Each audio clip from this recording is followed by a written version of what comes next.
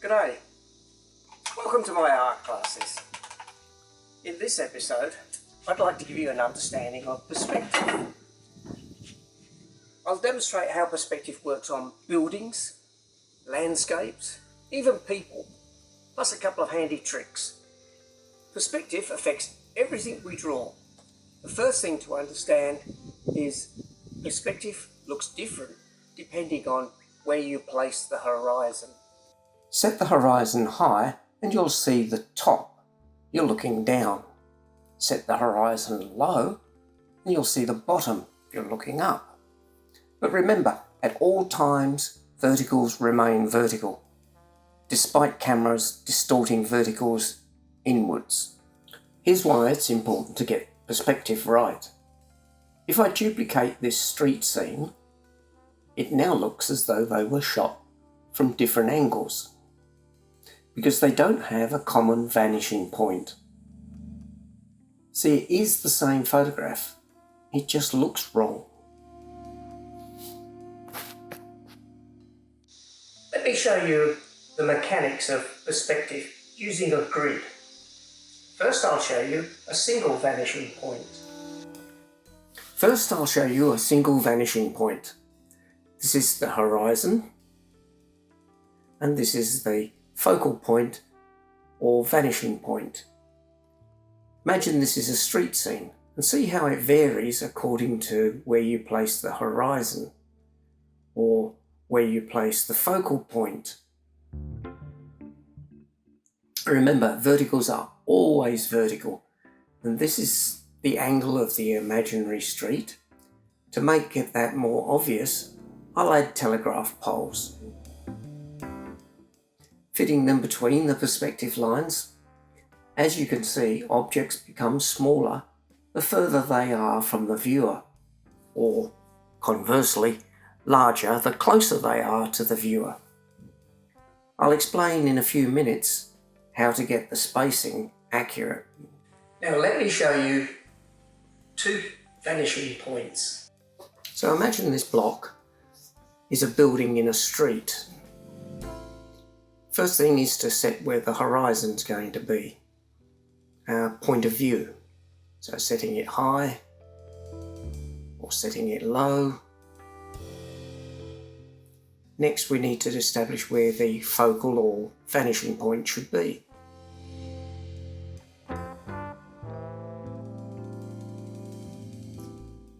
Imagine this is the corner of the building.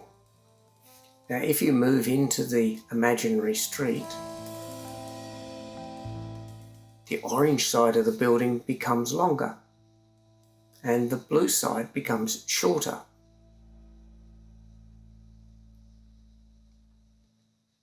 If I move the horizon up, it becomes more of an aerial view or perhaps an uphill view. If I move the horizon down, it becomes more of a street view, looking up at the building. So this is pretty easy to follow in grid form, and it is there in the real world too. There's the horizon, and there's the vanishing point or focal point, and the lines follow the rooftop, the gutter, and the curb, even the line of the windows. So it's all there. Let's see how that works when drawing. Let's start drawing simple cubes. I've drawn two horizons, a high horizon and a low horizon. So let's draw a couple of cubes using those. So we must put in a vertical first. That's the vertical for our cube. And the bottom can go to this horizon, the low horizon. And the top of that same line goes to exactly the same point on the horizon. We do the same on the other side. Use a similar angle, although it doesn't have to be the same angle. Go from this point up to there. and then we decide how big this cube's going to be in a vertical there. Similar one on this side, and then this corner will go to that point on the horizon, and that corner will go to that vanishing point. And then we have our cube, and we're looking up at the cube, we're seeing the bottom of the cube.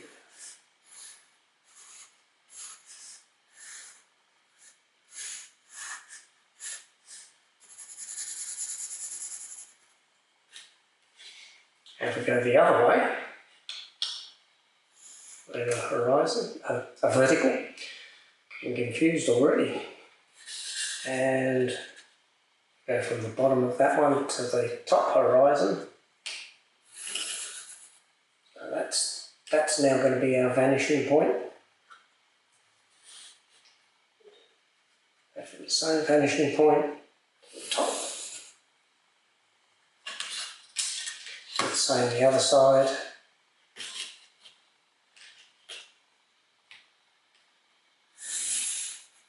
Slightly different angle, doesn't matter because things can be like that. And then we decide how big the cube's going to be. There. Not quite so big on this side because the angle's less. And the same thing we take from that vanishing point to that top. And from that corner to that vanishing point.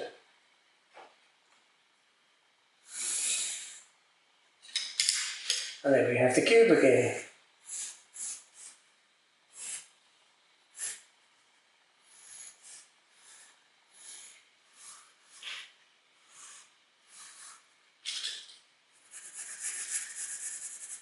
Now if that cube was a building, it would probably have some windows. So here, let's put a window in.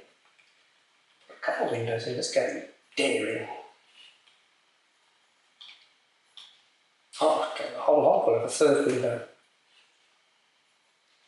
Put in the verticals first, and they're all going to go to that vanishing point over there. So we link up on that vanishing point, top of the window, swing down, bottom of the window, same vanishing point.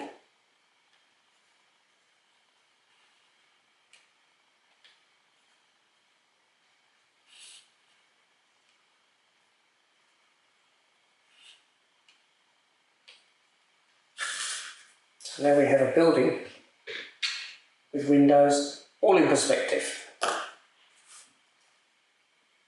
So that all makes sense and is pretty straightforward, but it doesn't help with landscapes or anything else that doesn't have straight lines. Well, from what you've just learned from grid lines, you know that objects become smaller the further they are. Objects have fewer details. Also, objects become fuzzy or the further they are from you. Plus, objects have less contrast the further they are. And in landscapes, things become paler and more blue the further they are. You should try and have a foreground, a middle ground, and a background to create the illusion of depth or perspective.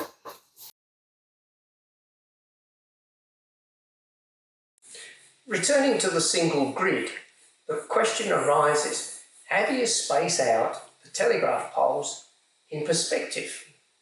Well, the answer is relatively simple. Choose the location of the second pole. The height is determined by the perspective lines. Draw two diagonals between these poles to determine the centre of the two poles. draw a line from that centre to the vanishing point, and now draw another diagonal that passes through where that centre line intersects the second pole. This gives us the location for the next pole. So where it touches that perspective line is where it goes, and the perspective lines determine the height of the next pole. And you just repeat that process. So you draw another diagonal passing through where that centre line intersects the next pole. Where it intersects the perspective line is the location for the next pole. The perspective lines determine the height of the pole, and you can keep repeating this as many times as you want. You can do it from the opposite direction as well.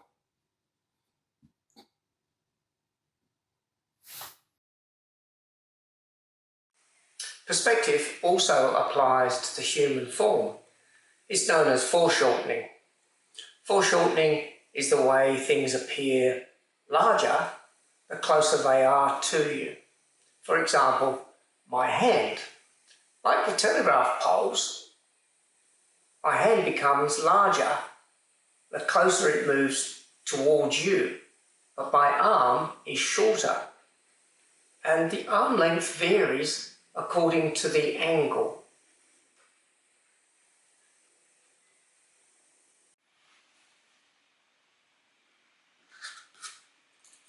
This can be seen with a sitting person.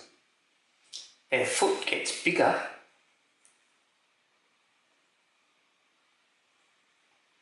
but their leg gets shorter.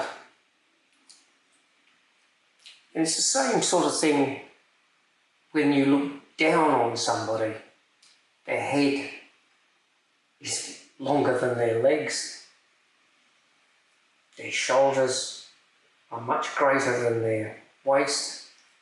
Their feet now are about the size of their nose.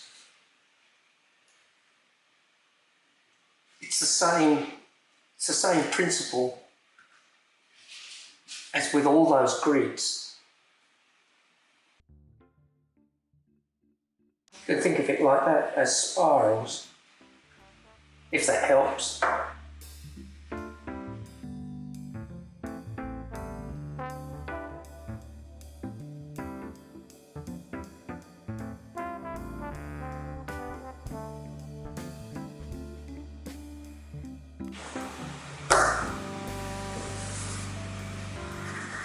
I don't want you to be drawing grids everywhere.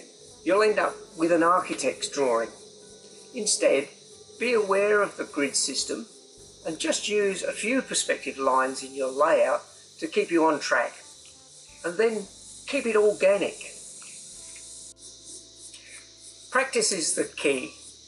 Try drawing a cube or a street scene with a single vanishing point. Experiment and learn from your mistakes. Don't be afraid to tear it up and start again. I often do. In the next episode, I'm going to show you how to draw people's faces. Until then, practice. And thank you for watching my videos. Artists, we know where to draw the line.